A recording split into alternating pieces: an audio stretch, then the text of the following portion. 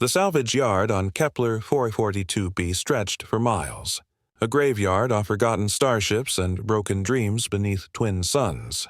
Leo wiped grease from his hand, squinting at the massive white shape crashed in Sector 7. At first, he thought it was another derelict cruiser. Then it moved. "Sweet mercy," he whispered, approaching cautiously. It was a dragon. Not the mythical Earth kind, but a Draconus Stellaris, one of the galaxy's most magnificent sapient species. This one was albino, scales gleaming like polished moonstone, even covered in dust and debris. But something was terribly wrong. The creature lay motionless except for labored breathing, its crystalline eyes tracking Leo with desperate intelligence. "Hey there, big one," Leo said softly, raising his empty hands. "I'm not going to hurt you." The dragon's mental voice touched his mind, weak and fractured. "Cannot move." Spine severed. Please end it. Leo's heart clenched. Dragons were proud beings capable of holding space with their wings and breathing plasma hot enough to melt asteroids. To see one reduced to this was unbearable. "No," he said firmly. "I fix things. That's what I do, human fool. Dragons cannot be repaired like your machines." "Maybe not," Leo admitted, already scanning the creature's massive form with his neural analyzer. "But I've never been good at accepting K." The dragon's name was Elsa. She'd been fleeing a corporate fleet that hunted her kind for their scale matter, a substance worth more than entire planets. They'd shot her down, severing her spinal column with a molecular disruptor. She should have died on impact. That she survived was a miracle. That she might live was impossible. Leo didn't believe in impossible. For 3 weeks he worked. His shop's AI, Vera, protested constantly about resource allocation and probability matrices.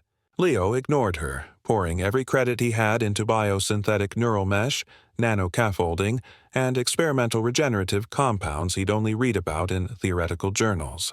"This is insane," Vera announced for the 100th time. "Draconus physiology is completely different from anything you've worked with." "That's why it's interesting," Leo muttered, carefully threading microscopic filaments along Elsa's damaged spine. Elsa watched him work, her mental voice growing stronger each day.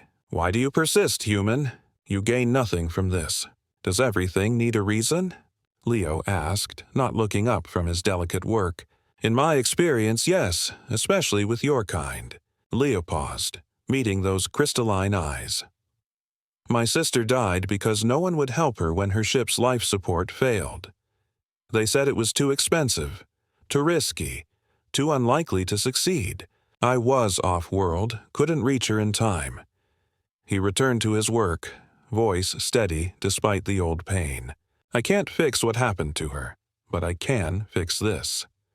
Elsa fell silent for a long moment. "I am sorry for your loss. Me too. The work was painstaking. Dragon neural tissue regenerated differently than mammalian nerves, requiring Leo to essentially teach cells how to reconnect across the synthetic bridges he built.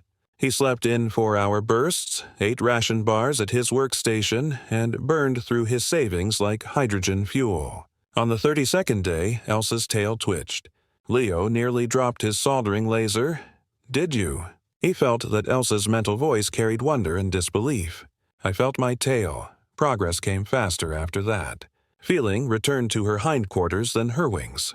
Leo worked with manic focus, adjusting calibrations, reinforcing connections, coaxing her nervous system back to life with the same stubborn determination he applied to every impossible repair.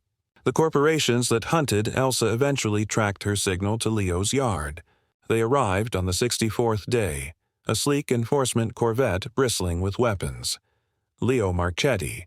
The captain's voice boomed over external speakers. "You are harboring illegal salvage. Surrender the dragon or face termination." Leo stood in front of Elsa's massive form, a wrench in one hand and his father's old plasma pistol in the other. "She's not salvage. She's a person. That creature is worth 800 million credits in scale matter." "Step aside. Make me." The corvette's weapons charged. Leo knew he had perhaps seconds to live. He'd always known this might be how it ended, standing between greed and something worth protecting. Then Elsa moved. She rose behind him like a mountain of moonlight, her wings spreading wide for the first time in months. The neural mesh glowed beneath her scales, a constellation of golden threads that Leo had woven with his own hands. She was magnificent. She was whole, and she was furious.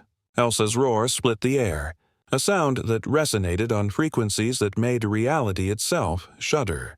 Her wings blazed with gathered energy, the ancient power of her species fully restored. The corvette's shields flickered and died under the onslaught of her rage. "This human is under my protection."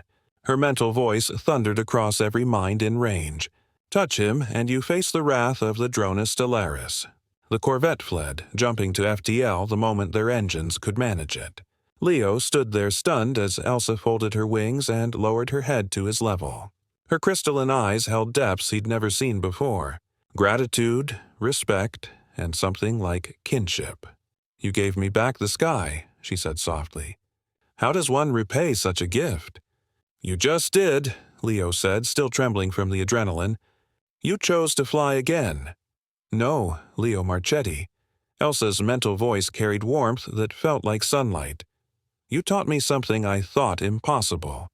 That humans are capable of miracles when they refuse to accept defeat. Your species doesn't conquer with strength or technology alone.